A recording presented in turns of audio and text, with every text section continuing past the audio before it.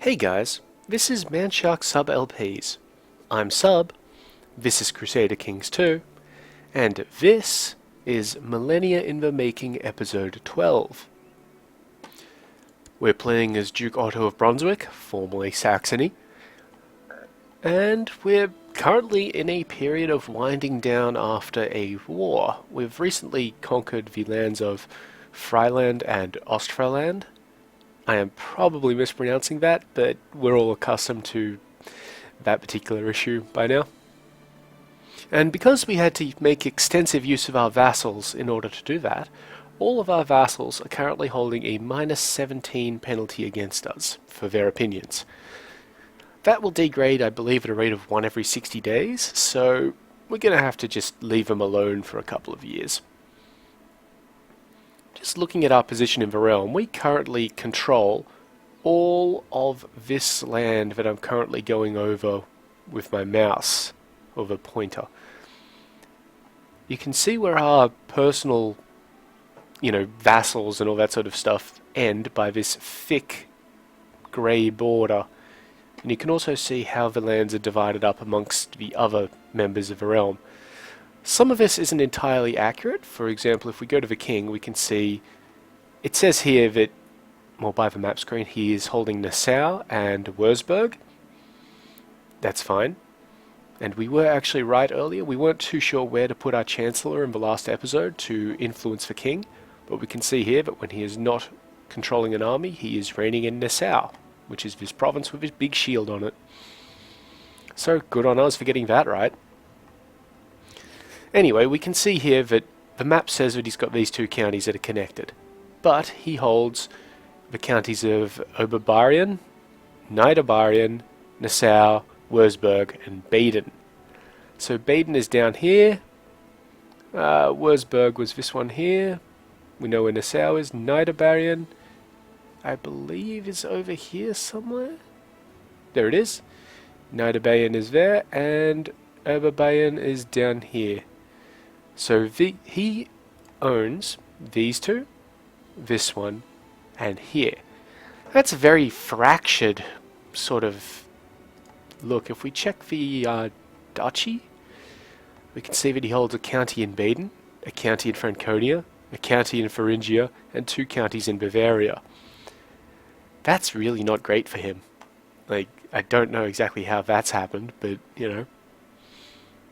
that's not wonderful. Let's see what ducal titles he holds. He holds Baden and Thuringia. Let's just check out if there are... Well, we'll go over this in a bit of detail, because this could be important. We're going to see if there are dukes of the lands which he is holding.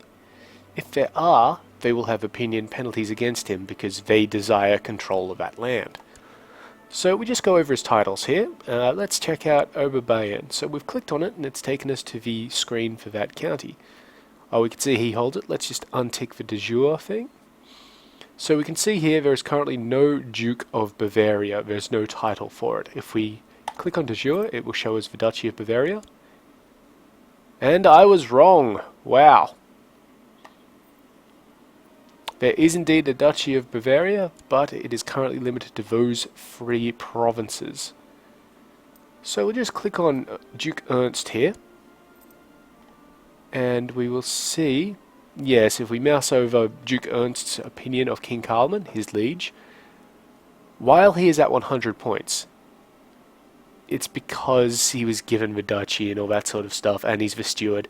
But you can see down there near the bottom, -25 for desiring the county of Oberbayern, -25 for desiring the county of Niederbayern, and -20 for desiring the kingdom of Bavaria. And this has actually sorted out something which I was unsure of before, but you can see here that he's getting a +20 bonus due to elective monarchy succession. That means that we have conflicting succession laws in the realm of East Francia, not the kingdom. If we click de jure kingdom, we can see that East Francia is here. You know what, while I'm talking, let's just start the timer up so that we can start getting rid of this vassal modifier. I want to get rid of that fairly shortly because I have noticed something else in the meantime. But you can see here by the, let's keep it started, by the de jure kingdom thing, we've got East Francia and Bavaria, or part of Bavaria, in our realm. We can't see normally what the laws of Bavaria are because we're not involved in it. We have the Duchy of Brunswick, which is part of the Kingdom of East Francia. The Kingdom of Bavaria is a completely separate thing. And we can see from the laws of East Francia, we're operating under agnatic gavel kind. Bavaria is operating under elective monarchy. That could be important in the future, but you know, we'll see about it. Anyway, I wanted to try and increase our holdings, and I've noticed something here just before I started recording. Previously, we've checked that the County of Laibach here is in rebellion against his liege lord, the Duke of, or the Petty King of Shalland. Excuse me. That would normally just be something that maybe would take advantage of it, and we look at this and say, oh, it's Slavic, so we check out the map, the religion map, and we see that all of this is Slavic, and down here as well, but they're getting taken over by the Tengri, it appears. So we're not going to worry about that, but we see all of this is Slavic. But then, if we look a little bit closer, you can see these lines across the province. That means that it is not held by a Slavic ruler. Because of the colour of those, we say that we can look at that and say, oh, well, it's not held by a Catholic either, so, you know, Catholic is this colour here. What religion is that held by? If we click on the guy, we can see he's Slavic, but his liege lord is Sumanesco. That's important. And if we come out here, we can see that the only other people who follow the Sumanesco faith are all up here in northern Russia and northern Scandinavia. They are quite distant. So, what we're going to do, and I know I said we were going to have a little bit of peacetime and all that sort of stuff, but this shouldn't require us to raise our vassal levies. Or if we do, only a few of them. So, we have 500 men. We can raise an additional 819 without raising vassal levies, so that's about 1,300 men. Let's just check out what's going on at Laibach. Laibach has a lot of dudes. It has, oh, what is this, 1,100. The temple down here has even less, and the city has less. So we will be able to progress a siege. He doesn't appear to have any men there. So, what we're going to do is just declare a little war. We can't declare it on Chief Radislav here because he's not independent. So we go to his liege, Vioto the Bewitched. You can see he's possessed, he's stressed, he's an impaler, he's not exactly having a good time. And we declare a war, the Holy War for Holstein. We will be hostile to the Petty King of Shalland during this, but hopefully he won't be, you know, too on the mark to come down and try and kick us in. So yeah, let's get that going, and nearby Sumanesco rulers may ask to join him. So we might get some of the people up here joining in, but then they have to march all the way down here. Let's go. So we can call in our ally. We don't always want to call in our allies because it gives them a little bit of an opinion modifier against us just to stop us from repeatedly calling them in. We may call him in the future if this proves to be a little bit too much for us, though I believe that he only contributes a few men. So we send everybody over to Hamburg, and we'll get that siege going. Hopefully. Another thing that I did notice, again during a little look around before I began recording, was in the faction screen. Well, it was kind of in the faction screen. Let's just get this siege going before I start really talking about that. We just want to put somebody in charge. Let's see if there's anybody who doesn't like us, who we... I guess we'll put Gottfried in charge again. That's fine. And they'll get there in 5 days and begin the siege, and we'll see how well that goes. Okay, so the siege is progressing. Quite slowly, but that's alright. There's 70 men there, but, you know, I don't care too much about them. We'll win that eventually. Assuming that he doesn't have an army hidden up here that he's going to drag down and just kick us in with. We don't have any fleets that we could send around to check it out or anything like that. Let me see, do we have any fleets? No, we have no fleets. That's fine. So, the other thing that I noticed was we are losing this war due to battles. Now, this is somewhat important, because we're only an ally in this war, but I anticipate that King Carmen is giving his all to help out King Charles against King Louis and King Louis. That's going to be confusing. Anyway, another quick bonus here. Even though this is a pagan country, we appear to have the full supply limit, which is great. But if we come to the faction screen, there are no factions at the moment, so that's going to be a little bit difficult to gauge exactly what I was talking about here. But we're just seeing that some other guys have joined the war. Let's just see who we're hostile to. These two guys here. I've got to incline my head sideways to check this out. Tavastians and the... What is this? Oh, bugger it. The Kisalmians. Alright. So they're joining in. They may march down and try and help out. You know, maybe. Who knows? The important thing is that the war goal is down here. We're going to take it. We're going to try and hold it. If we can't hold it, we can't hold it. And, you know, we just deal with that sort of thing. Anyway, because we're losing this war down here, this one right here, due to battles, I anticipate, and looked at it earlier, that our liege doesn't have a lot of troops. We can check this out just by quickly founding a faction and seeing how it goes. We have a lot of options for putting somebody forward as the king for Bavaria, including ourselves, and that's because everybody is a claimant for Bavaria because it's elective succession.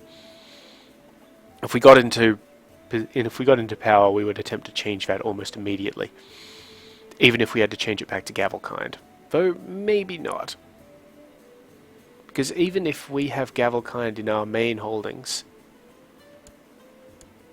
then it shouldn't impact on like kings or holdings that aren't subject to it.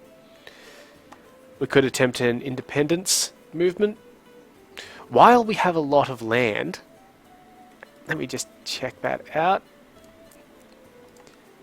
So what we're going to do is we're going to go to the Kingdom of East France here and see what we need to usurp it. We cannot even attempt to look at what we need to usurp it at the moment, because we do not have a strong claim and because King Carmen is at war.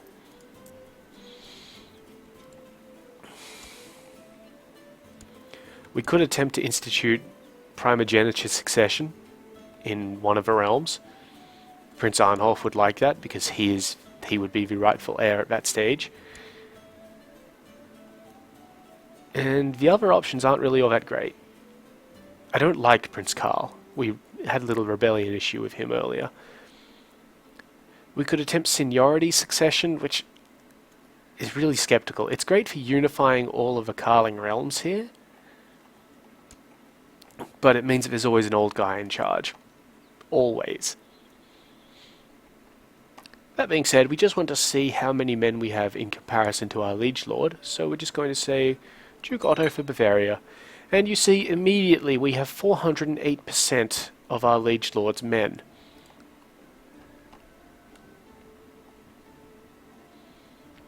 So what that's done is that's opened up an option which we can undertake if we are at peace, where we can send a message to King Carmen saying, hey, we should be king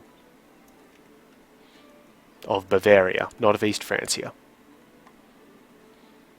So I haven't seen any hostile armies yet. This really doesn't count as an army. I mean, it's 35 guys punching on with 5 guys. Having a little bit of a bar brawl, really. Not even a proper fight. I mean, when we can have an army of over 1,000 guys, 5 guys sitting around outside the castle of... Oh, he's moved. But outside Let's look at it this way. We had 5 guys sitting around outside the bishopric of Hamburg, maybe tagging the walls and throwing rotten fruit at it, and they call that a siege.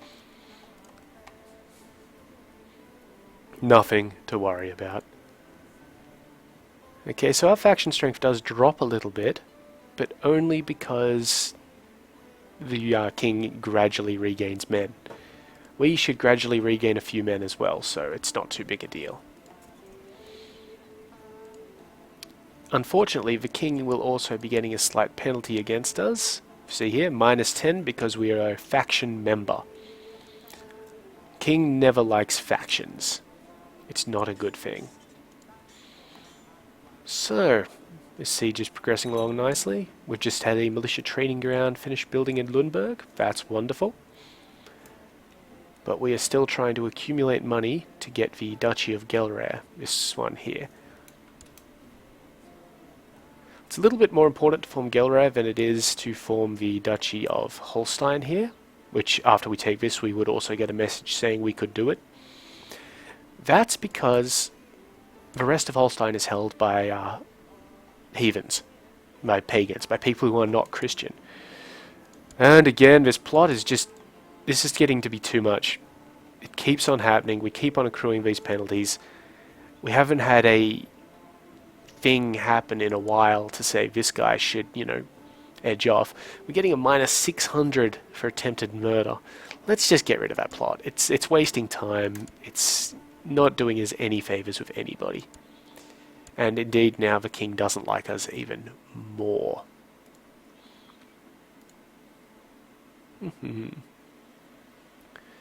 We could try and get some guys to join in on our faction with our spy master, and I don't think we'll do that because our spy master is helping us out with tech, and tech is a lot more important at this stage.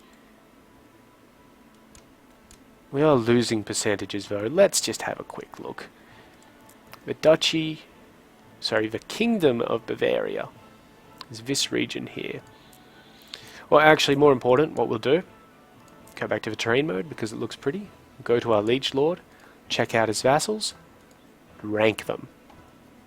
So, the Duke of Franconia, Duke of Swabia can't do anything because he's in prison. Duke Ernst of Bavaria, there's a number of dukes here, that's good. A number of dukes that like their liege a lot, unfortunately, except for this guy. Let's see who doesn't like our liege. Count Poppo doesn't. He also doesn't like us a lot more. Yeah, so we don't exactly have a good thing here. We're just going to keep that faction up, see how we go. We may get somebody join it eventually. And even if we don't, we have 384%. And that can only increase. Yep. Alright, so our war has just ended.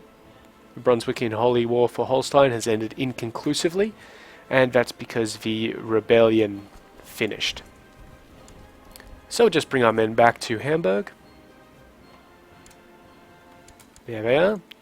Disband the levies and send the retinue down to our capital.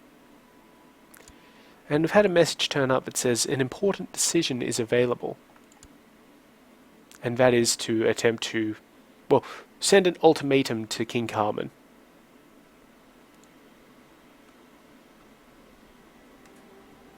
I'm a little concerned that he will refuse it and then we'll have to get involved in this big war where we deal with all of this rubbish down here. Additionally, King Carmen does have allies. Let's just check out his allies list. Okay, he has allies, but he can't call on any of them.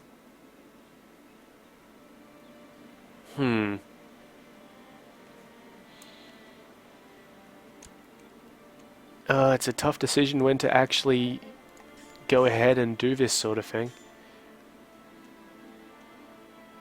We really need to wait for this to go down. We can't wage war too effectively while everybody doesn't like us because we were waging war effectively. Unfortunately, the longer we wait, the more this percentage deteriorates. We've just had our levy reinforcement rate in Lundberg pick up. That's good. That will help out a lot. We're still the Marshal of East Saxony. East Saxony? I meant East Francia. So that's good. We're also over High Almoner, whatever that is getting us. Probably a little bit of prestige. Yes, a little bit of prestige. Of which we have a lot already. Which is great.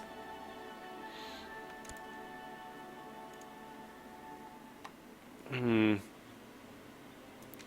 wonder if we can check just how much in the way of men our king has. So independent states. Okay, and we're looking for East Francia has 4,834 men, so that wasn't quite right.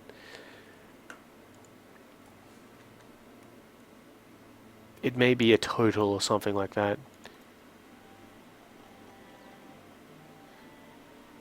We could also borrow some money from the Jews, hire some mercenaries, and go to town. That being said, mercenaries are very expensive. Even if we get the cheapest option here, which are fleets? No.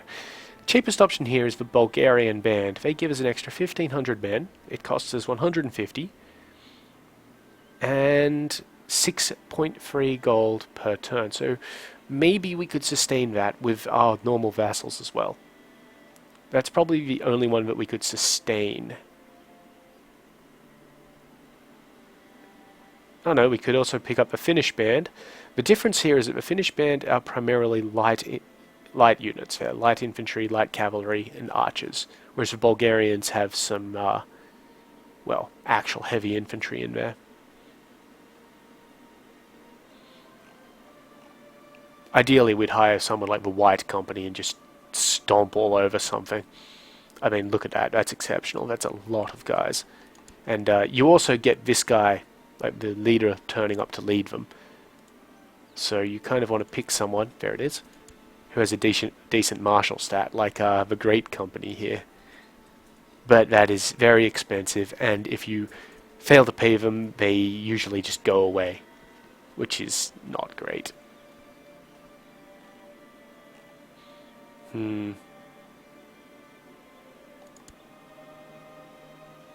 Yeah, so I'm a bit leery of hiring mercenaries at this stage, though it could definitely work out in our favor if we had to do something like that.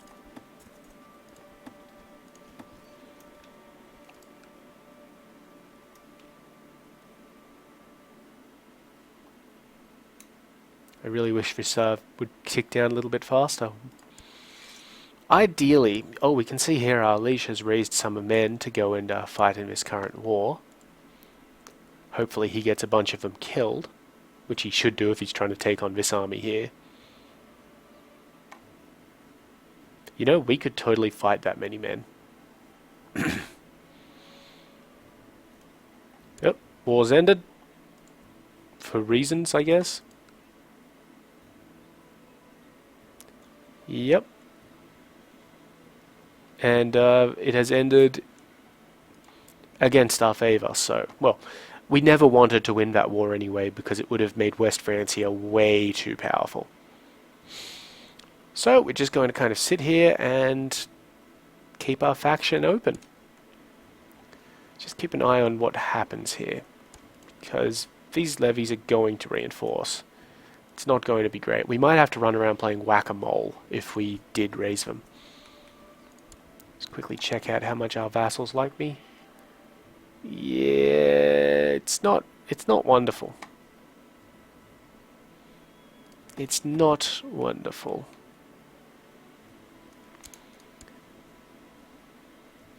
Let's wait and see what happens when Ludolf here comes of age and marries his lovely bride.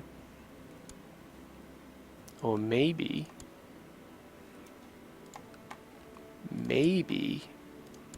no, she got married already. Can we try and assassinate this guy? Nope. Wonderful. Great Moravian King, how is your...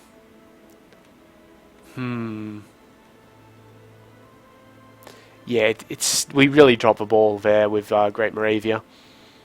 But we're just going to have to roll with it. We're definitely not going to save scum our way through it.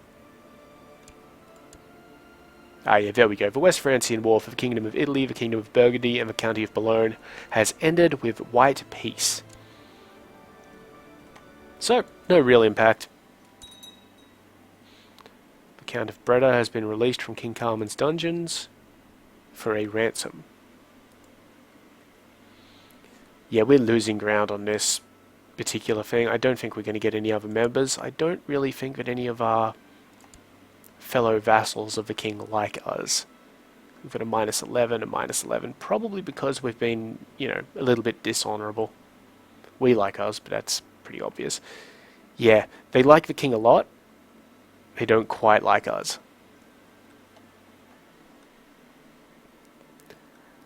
Now, in this situation, if you're not playing too seriously, what I would suggest doing is quick saving the game, pressing, sending your ultimatum out, and just seeing what happens.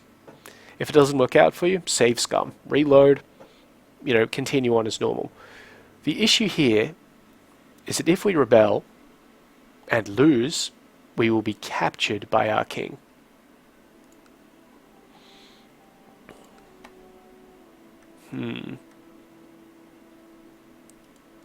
We may also be able to send out the ultimatum, and if he says no, we just say, oh, well, alright then, carry on, sort of thing.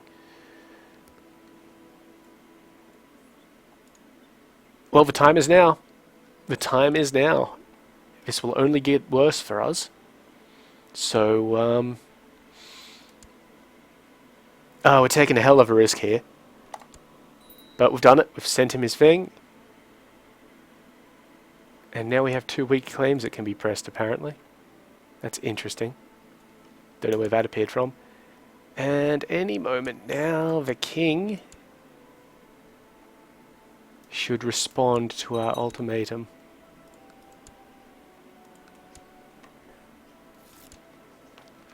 Oh, yep, your shameful attempt at blackmail has not succeeded. No matter how many corrupted souls you have enticed to help carry out your plan. Ah, that's none. I will not give in without a fight. I'd rather die defending what is rightfully mine. Signed, King Carmen of East Francia. Then war it is. I am now the leader of the East Francian Revolt. All of this shit. This is probably not going to go too well for us. Raise up everybody. You can see our little crest has also changed. That's a new addition to the game, that it changes the crest. We're going to be leading an army. This isn't great for us, but it's also not bad. Oh, I've just noticed something exceptional. The king is leading an army. He's going to Leiningen. I really hope that we actually have more men than him and it wasn't lying to us. So the danger here is if we try and offer peace, he will not offer it very easily. We'll probably have to press him to 100%. A white peace isn't great for us, but it's not world-ending sort of thing. Surrender is an issue. I believe that if we surrender, he'll also get the option to imprison us. Which he may still get if we go on a white peace, but we can always attempt to not get imprisoned.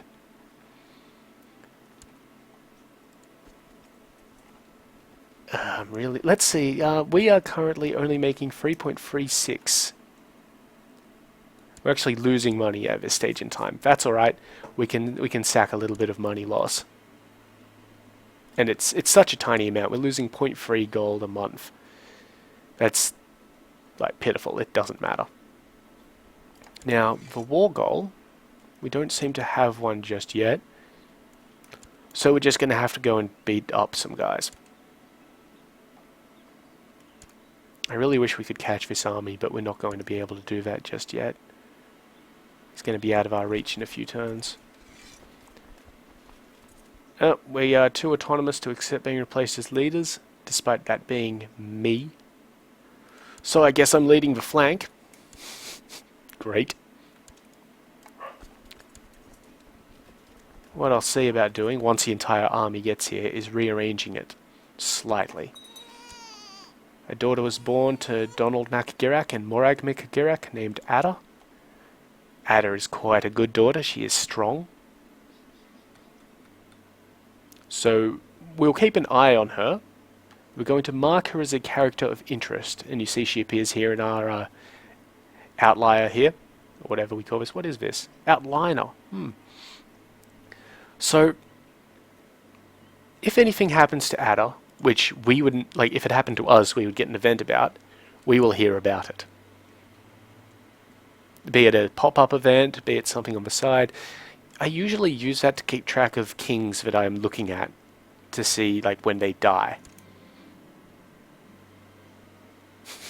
During his visit to my court, the Chancellor of East Francia, Mayor Dietrich of Landshut, has really convinced me of what a benevolent and peaceful ruler his liege, King Carmen of East Francia, is. The guy we're at war with. I'm not sure why he's...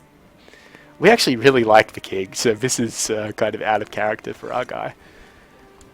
Come on the 25th of May all of our armies will be gathered.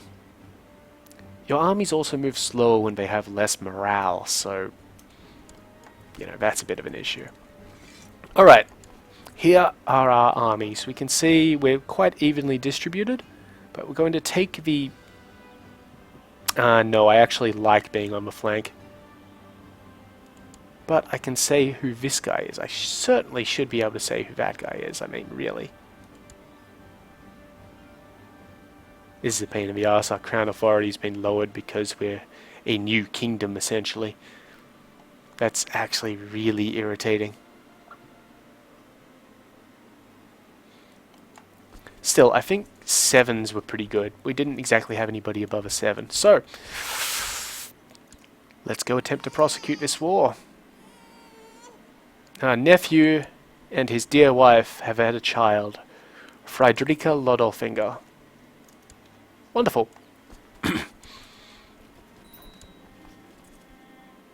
Oh, and here's some good information. Our son, our heir, Prince Lodolf of the East Francian Revolt, is now of legal age. He has become a brilliant strategist, which is the best martial stat. +9 martial, +2 intrigue and stewardship, -1 learning, and +0.5 health. He is currently betrothed to Inge Babinger. Let's see if that's worthwhile. See, we've got some messages popping up here saying Prince Lodolf is not married and should get married, and that the betrothed can get married. So he's missing out on diplomacy and learning. She's good at diplomacy and stewardship. I think she's still good.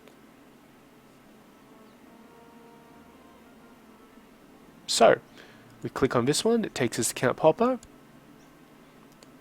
Okay, so they can't actually get married at this stage because the East Francian Revolt is a temporary title. So we're just going to have to wait on that. Let's just see if there's... Yeah, we can't marry anybody while they're doing that. So let's hope that this war gets over and done with fairly shortly.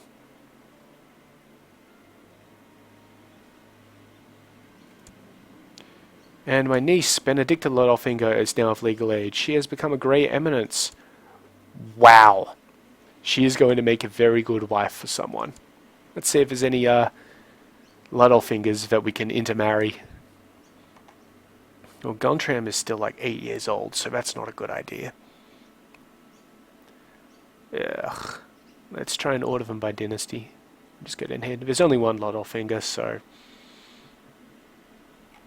let's just leave her for now. She might be good as part of an alliance deal with somebody. Actually, yes, on that note, let's just find her again. It was not her, that's wrong. It's one of Bruno's kids. Yep, there we go. Bruno's former kids. Well, the former Bruno's kids. And again, we can't arrange a marriage because the East Francian Revolt is a temporary title. So that's really putting a crimp on our style here. We have a pressing need to stomp the king's face in. I'm not sure where his armies are, and that worries me. So we're just going to really quickly besiege some places. You see, this siege is going to go really quick. We're taking away 9.5 morale per tick, so every 12 days. The longer this war goes on, the worse it will get for us. That's a guarantee. Not only because our vassal levies will increase, well, our vassal opinions of us will decrease. We're also getting the option to have more men at some point, so that's good. Our money has increased to 4.66. That's exceptional. Let's quickly just check out if anybody has a cost of 4.66. Oh, no. If we could hire the Varangian Guard, we could afford all 3,000 of them and it would be great. But the Varangian Guard is currently under contract with the Byzantine Empire, so we can't hire them. Also, they're part of the Byzantine Empire, so, you know. Bugger that. We could almost hire the Finnish band properly, 5.4, so we'd lose a little bit of money out of that. The other option, the other thing that this could help us with is, instead of having our vassal levies raised, all 1,200 of them, we could have 1,500 mercenaries. And that would mean that the opinion would go away, and maybe by the time that we were getting a little bit short on cash, we could tell the mercenaries to get nicked, and bring the vassals back. We'll keep that in mind in case our vassals start getting really antsy with the fact that we've raised up their levies.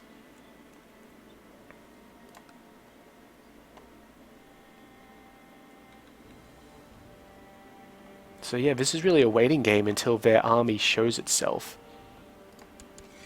I wish we could see how big the army was. That's really concerning me.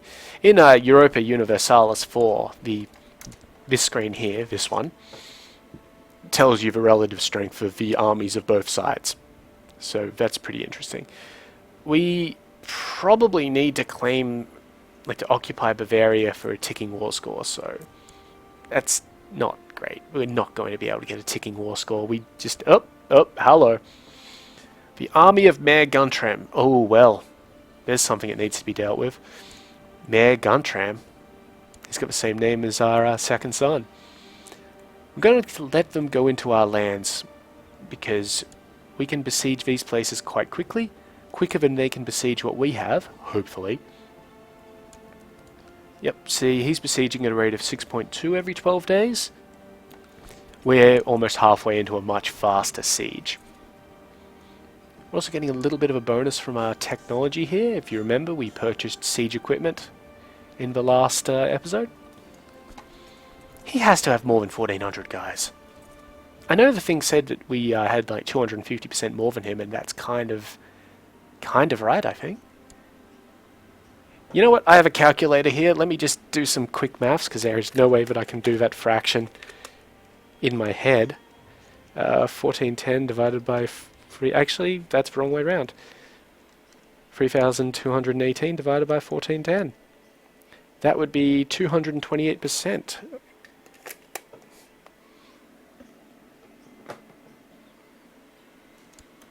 I don't often call the game a liar. I mean, except for that little thing in the very first episode with the difficulty curve.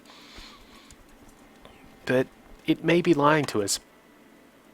Not about the size of the army. The size of the army is accurate. Albrecht has died in bed. Yeah, well, that's just because he got old and fell over or something, broke a hip. It happens. I mean, it's unfortunate that people die, but people do die. Otto here will die at some stage. It's a fact of life. Now that's interesting.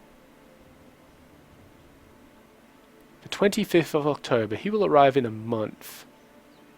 This is an army of Contodia Nuno. Did he hire mercenaries?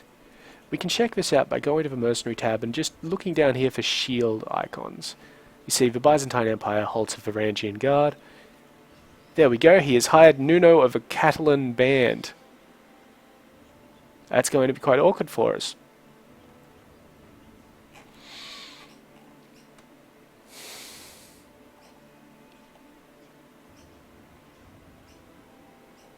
We can't afford very good mercenaries.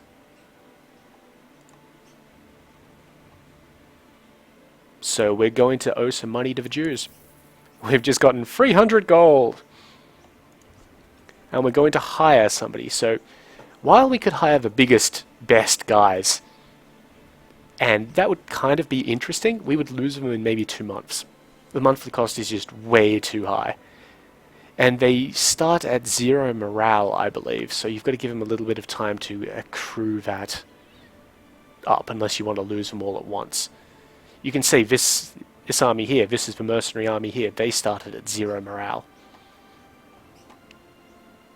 I don't know why they started in Colne of all places. They may have started down here in Baden and he's just walked them up, which was intelligent of him. So, oh, the Company of the Hat, that sounds pretty interesting. 14.76, okay, initial outlay of 300 gold. So we would only have 189 gold. And it costs 14.76 a month, so it would mean we'd be in deficit of 9 gold a month. We'd get about 20 months use out of them before we'd have to get rid of them. And that goes for the Company of the Rose as well. They're basically exactly the same, the difference is in who leads it. And same with the Catalan Company here. The other options are we can hire one of these 2,250 ones. Some of them are different arrangements. What we're really looking for here is raw numbers. And also we don't need pikemen. Pikemen are good at defense. We want heavy infantry, that sort of stuff. Heavy infantry, light infantry, archers and light cavalry are the basic components of any army. So that's a little bit more cost effective for us. 225 initially, so we'd be down to about, what, 250? And 10.8 gold. So we'd be losing 5. That's a lot of months. We're going to hire the Navarrese Company. They have a decent leader. He may be fat, but he's decent, so let's find him again. The Navarrese Company. Hire them. We now have 2,250 men sitting here. And we can't change who's in control of it because it's a mercenary band. But we can start marching them towards Braunschweig, and hopefully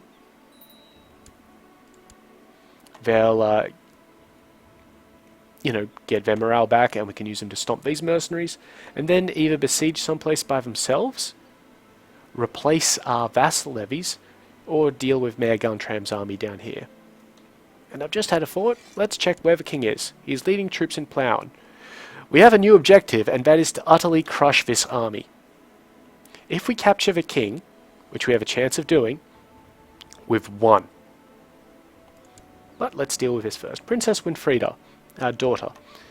They're all princesses now because we're technically holding a king title. The revolt title is of a king sort of level. So we need to educate her. She's average. Educate child. Who's her mother? Gormelia. Gormelia is her mother, so we don't particularly want to give her to anybody who may not like that. You know what? I don't like her having arbitrary and slothful and cruel. Those are all bad.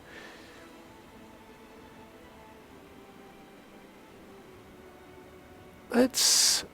excuse me.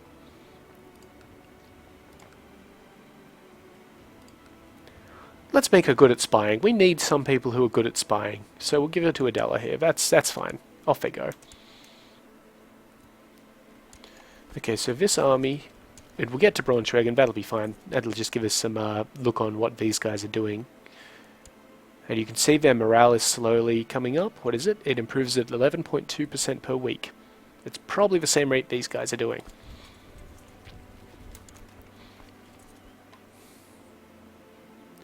And travel time is taking a while because they have such a low morale, so that's fine.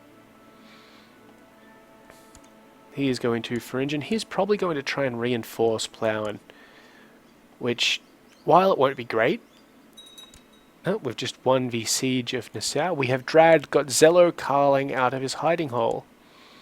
He is a prince of East Francia. I don't think... He is giving us 5% war score because he is a relative. I think he's the son of? Yes, he is the son, the youngest son of King Carman. We could ransom him for 74 gold. So that's an option if we need our, if we're having a little bit of financial issues. We can just, you know, ransom him off and get a few more weeks out of the mercenaries. This siege is going to be over quite swiftly, well before this one makes much progress. You can tell that because this one has about 10 ticks left on it.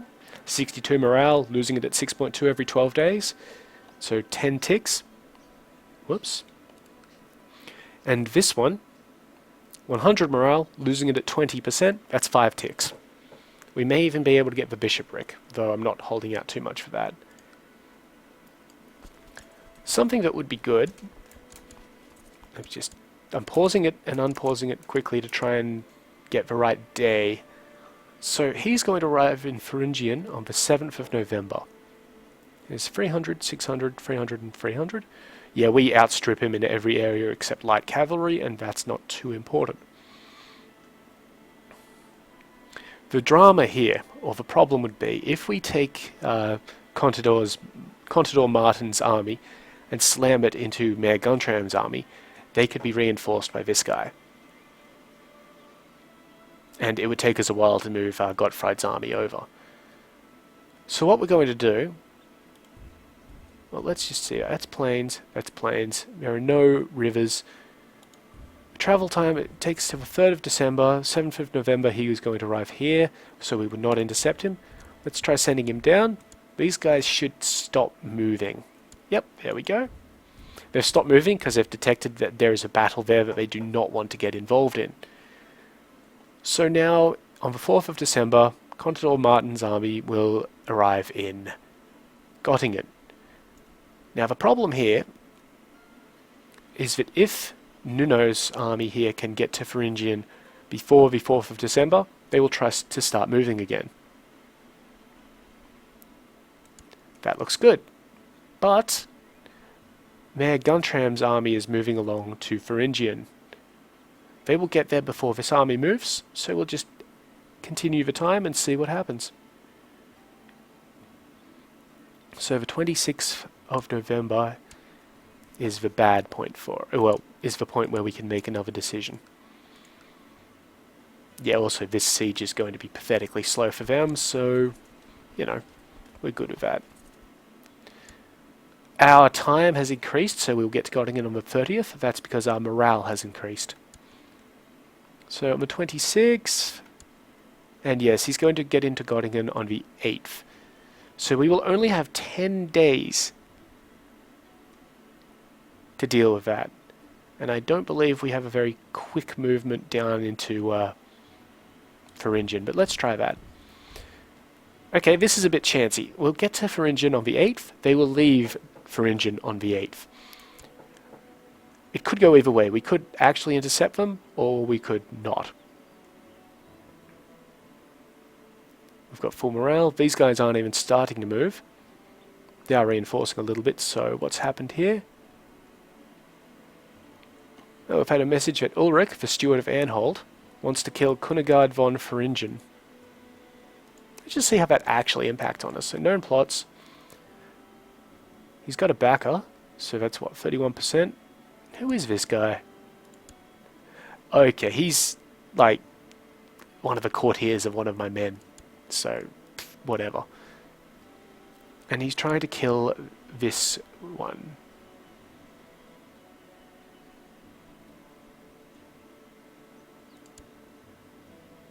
I don't understand why he's trying to kill her.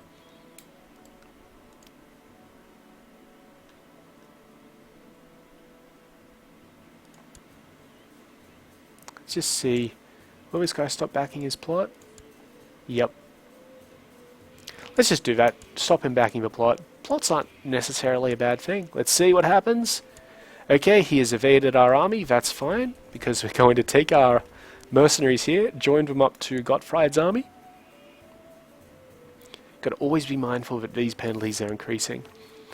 Ah, blessings upon you and your house. I accept your demand. I will no longer back Ulrich's dubious plot to kill Kungard von Feringen. So you see here, his plot power is now decreased to 17%. We can also get a list of our prisoners and some options to deal with them. That's fine. This is now... Yeah, this siege is now progressing very swiftly because we have 5,000 men sitting here. We could join the two armies up. I'm not going to do that at this stage. There, we've won the siege of Wetzlar. And as soon as we did that, our Chancellor had a little issue where he made the Mayor of Wetzlar not like us as much. Okay, we'll win this siege in 6 ticks. They will win this siege in like 40 ticks. I think. 16 probably. 16 sounds more reasonable. So we just let this siege go ahead. You can see we're getting a little bit of war score here. That's good. You can also see the siege trackers over here on the corner. The other, while this counts down, and we just learn that we've got a new Count of Oldenburg. Wonderful. And that means our spy master is dead. Now here we have a slight issue. We could appoint the Mayor of Bleefield to be our spy master. He'd be pretty good at it. He doesn't like us too much. We could also appoint the Count of Chelly. He does like us. He's not as good as spy master. I think we'll do that. The other issue is that Ernick here wants to become spy master. Wigbert does not. But bugger him. So we've got a new spy master, and we're going to send him away to, well, a province down here. I think Prusa was the one that we were at, just to get us some more tech. Because tech is very important. Anyway, before that message rudely interrupted us, the other thing that the characters of special interest marker does is mean that you can just select them nice and easily. And if you ever want to deselect them, you just unmark them with this button here. Very helpful, very useful. I usually use it to keep track of kings, to mark when truces end or they die and thus end the truce. Because, and just keep that unpaused while we do this and just keep an eye on what's happening. If you have a truce with, say, if we had a truce with, say, the King of West Francia, we don't have a truce with West Francia, we have a truce with the king. If the king dies, there is no longer a truce, so we can go back to war. That can be very handy, particularly when you just start, assassinating kings around the place. We're about to win this siege, we've just won it. Now I'm a prophet of some kind. So now, we're going to take our armies, they're both going to get there at the same time in 13 days. Unlucky for some. Hopefully unlucky for the king. Let's just check he's still there. He is indeed still there. And... come on. Now. Alright, we've paused it just to check out what's happening. So, this is immediately a good matchup. We have just over 5,000 men. They have just under 3,000. Advantage us. Advantage us in every category of troops except for pikemen. That's fine because the advantage is like 30 guys. No one cares about 30 guys. We're leading the left flank with a score of 17 against Bishop Sigurd with a martial score of 6. Our centre is led by Contador Martin the Fat of the Nevernese Company with a score of 13 against Mayor Guntram of Aschaffenburg or Aschaffenburg, who has a score of 13. So they're evenly matched. Except the Contador has twice as many men. And the best part of this entire thing is on the right flank. Court Chaplain Tybalt of the Nevernese Company has a martial score of 15. And he's going up against a leaderless flank. So let's just see how that progresses. You can already see there's a bit of moral damage accruing on all of theirs, as well as actual man damage, as like deaths. And the center and the right flank are moving. This little red line, I believe that means that the leader has managed to find a favourable sort of position for himself, so he gets a little bit of an advantage on that. But the deal here is this flank, you can see we're taking a bit of moral damage up there, this flank here should collapse. There it goes. It's collapsed, so we're currently pursuing it. Hopefully they will stop pursuing it shortly and join in the main fight. There we go. We've also managed to get this force to collapse, so now everybody is stacking on this guy. I don't know where the king was. He wasn't leading a flank, but he was in one. So we've dealt a significant blow to our foe here. We've changed the war score by 36.1%, gained 23.2 prestige, no piety because it wasn't a holy war, and we've accrued 1.1 military tech. Lovely. And now they're fleeing to Thuringen. We're going to take an army. We're going to take the Navarrese company and send them down. Let's just see if that's been enough. Nope, he knows he's losing, but he will not give up yet. He will probably accept a white peace, but we don't want to accept a white peace. We're going to be a king. Not of East Francia, which is what we actually want to be, but we're going to be a king. Now,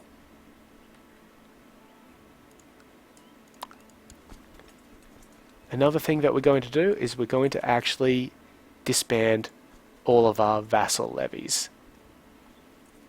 Yep, so we're going to put them down. There they go. That was right, wasn't it? Yep. Wonderful. So now we are no longer accruing this negative penalty, but we are removing it. And that's good. That was only like 900 men, so, you know, whatever. We don't want to send this army into Thuringen where the mopping up operation is taking place, because there is a chance that Duke Otto, or Otto as he is now, may die. And that would end the war. Okay, 6th of June, that'll be intercepted in a day. Bang. And you can see they start by fleeing, because they have absolutely no morale, so all we're doing is taking out men. The more men we kill, the better the war score gets. And there we go, 192 deaths on their side, a change of 2.9 in the war score, a little bit of prestige, and we've captured Mayor Pforzheim. Perfect. Now, we could hold on to him. He's a pretty good, like, he's an average military commander, and he's got this thing here. You can, this is important, you can check out all of their combat modifiers by just hovering over this crossed swords icon. So, he's actually really good at fighting. So, while we could ransom him for 25 gold, we're not going to do that yet. He's also not contributing to the war score, because he's not important.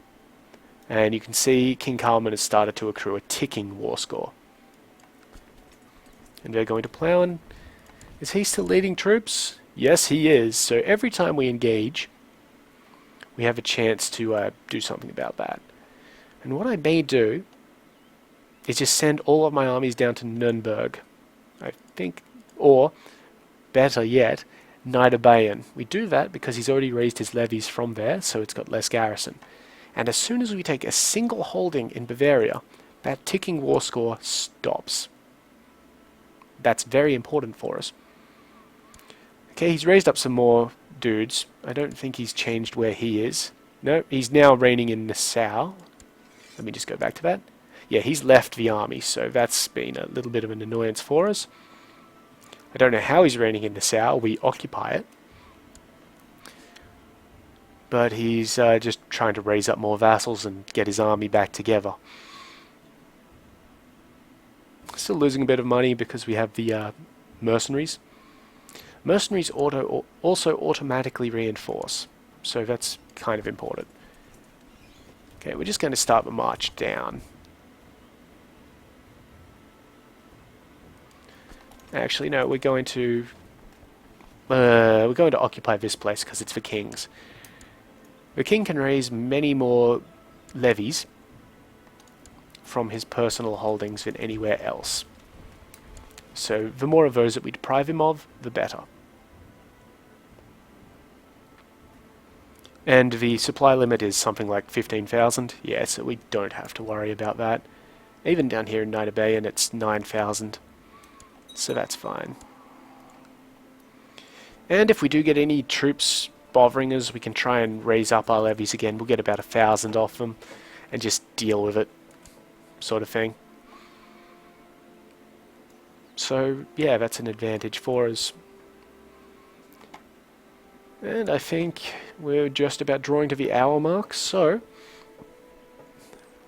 I think we'll leave it there. It's been a very interesting episode. We've had a rebellion, and we're trying to become a king. It's all happening here.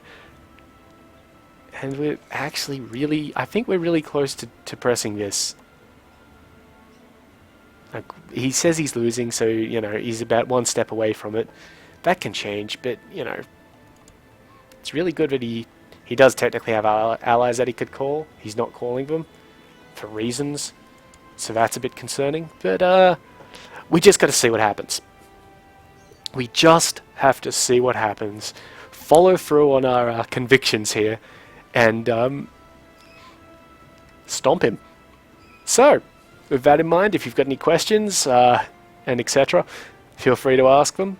Always happy to help out in that regard. And yeah, I've been Sub. You've been yourselves. Later.